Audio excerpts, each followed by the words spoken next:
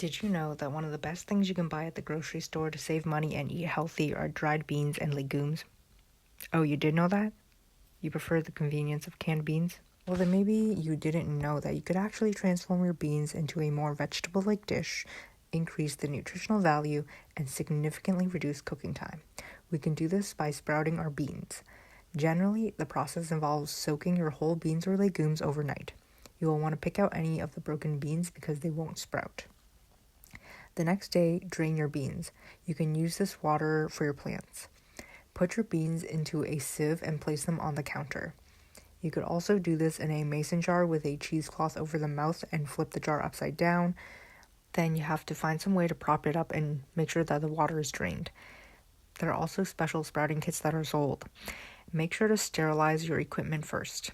Every day, rinse your beans twice a day or more if it's a warm day.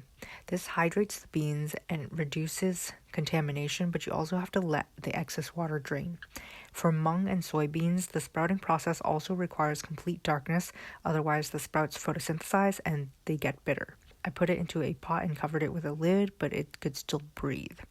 I found that they sprouted more evenly when I also tossed them every day and also when I covered them with a clean paper towel to retain moisture on top. Depending on what you're sprouting, you'll have sprouts to eat in a few days to a week. They are usually ready to eat when you see this tail, and you can let that tail grow a little longer. Once you start seeing the first leaves come out, it's definitely time to eat them unless you're trying to grow microgreens. You can also store your sprouts in the fridge for later use.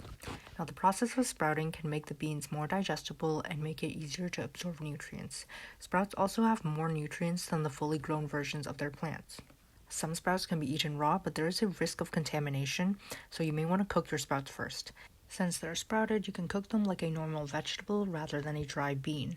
I've had the greatest success with chickpeas. You can make things like raw sprouted hummus or eat them as a snack, but they do have a mildly sweet and grassy taste when it's raw, and I'm not used to that, so I prefer to stir fry them. If you manage to grow your mung and soybeans until they have very long tails, you can turn them into a fake low-carb noodle. You can sprout a lot of other things like whole lentils, black beans, quinoa, chia, and flax. You can also do this with seeds like radish, sunflower, pumpkin, and broccoli, but I feel that dried beans are the cheapest and very easy to find in bulk at any grocery store. Just make sure to do a test sprout of a handful of your beans to see if the beans are viable for sprouting. Make sure to do your research on the sprouting process for the specific plant that you're sprouting and whether you can eat it raw, because some of them actually do need to be cooked first, like kidney beans.